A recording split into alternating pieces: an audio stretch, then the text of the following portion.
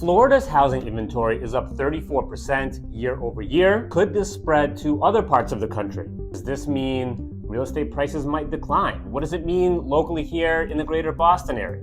In this housing market update, we're gonna take a look at that inventory increase in Florida, break down what it really means, do a deep dive. Also look at year-over-year numbers on which parts of the country have appreciated the most. We'll take a look at local inventory here in Massachusetts. And then the last thing we'll touch on is this little tiny $418 million proposed settlement by the National Association of Realtors.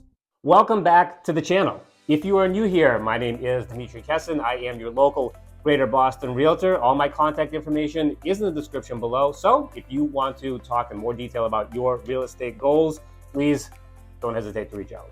So Florida, yes, it leads the country right now with the greatest year-over-year increase in inventory at 34%. You might think, oh, it's all doom and gloom. It's going to spread to other parts of the country. It's going to cause prices to fall. But it's not the case. If we look more closely, almost all of it is concentrated in a part of Southwest Florida that got hit heavily by Hurricane Ian in 2022. Caused a lot of damage to homes. Because of that now, insurance premiums have increased and therefore demand in that area has decreased. A lot of homeowners don't even want to deal with fixing their homes, so they've listed their properties on the market and has a little bit artificially inflated the inventory. However, if we take a look at a spot like Naples, yes, it's up 62% from 23 to 24. However, it's still 34% below pre-pandemic levels of 2019.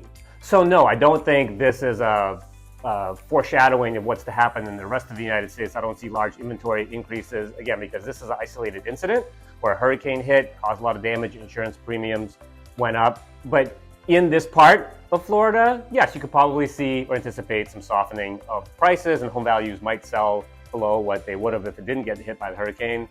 Let's take a look at what is happening throughout the country. CoreLogic just released their year-over-year home price index, and from January of 23 to January 24, we had an increase of 5.8%, which, typically 3 to 4% is good. 5.8 nationally is an incredible number, especially with how high mortgage rates went last year.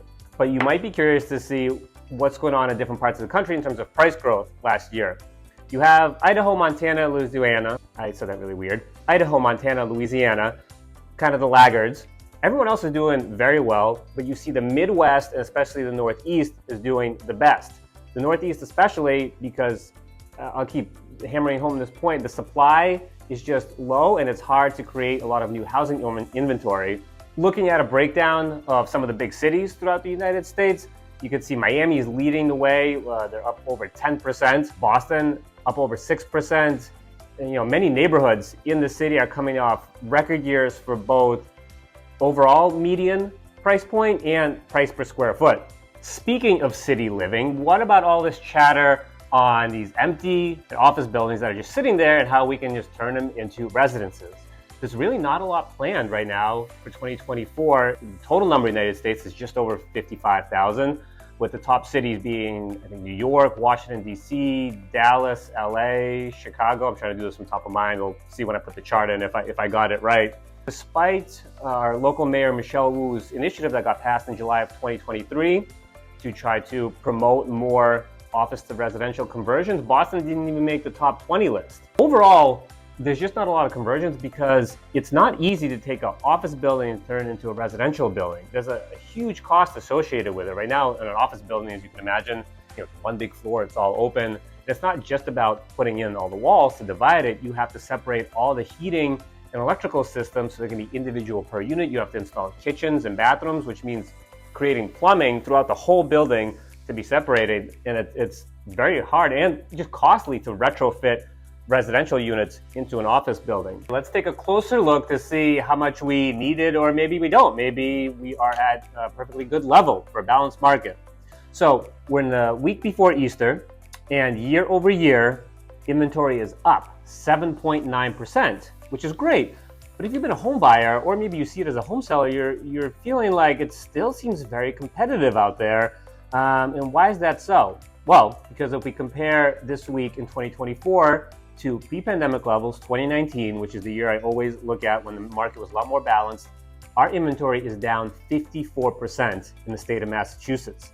Single families are even worse. They're down 62% compared to 2019 this same week. So yes, Inventory is still down a lot. And what does this mean if you're a home buyer? It's still very competitive out there. And especially if you're looking for single family homes priced, depending on the town, but priced between $800,000 and I would say $1.5 million. And they're in a good location, marketed well, a solid condition. They are going to get a lot of interest and most likely will get multiple offers and will be gone after the first weekend. For sellers, congratulations, the market is still very much in your favor, but don't slack. I have seen homes that have been sitting on the market for a while because they're poorly staged, overpriced, and there really seems like there's no marketing plan or strategy at all put in place by the listing agent. My biggest piece of advice to a home seller right now would be when you're interviewing listing agents, ask them specifically what their marketing strategy is.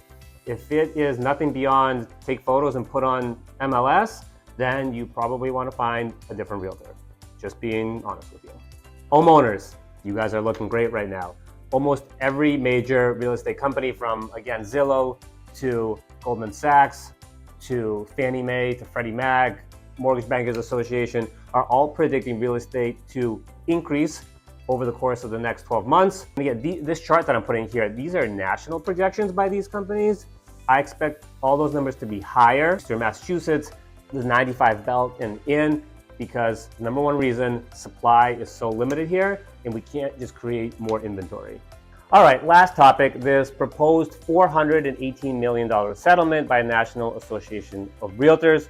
There's a ton of headlines by media outlets, a lot of which honestly is clickbait. I'm not gonna get even into that. I'm not gonna touch on whatever their strategy and goals are. I'm just gonna tell you what this means for you as a home buyer, home seller, consumer. It's really simple, two things changed. If you're a buyer and you want to work with an agent, you will now be required to sign a buyer's contract with that agent that spells out exactly what they're doing for you and how they're going to be compensated. This is exactly how currently a seller and a listing agent work together. They sign a listing contract that spells out all the details and how much they're going to be paid. The way that a listing agent can offer compensation to a buyer's agent has simply changed.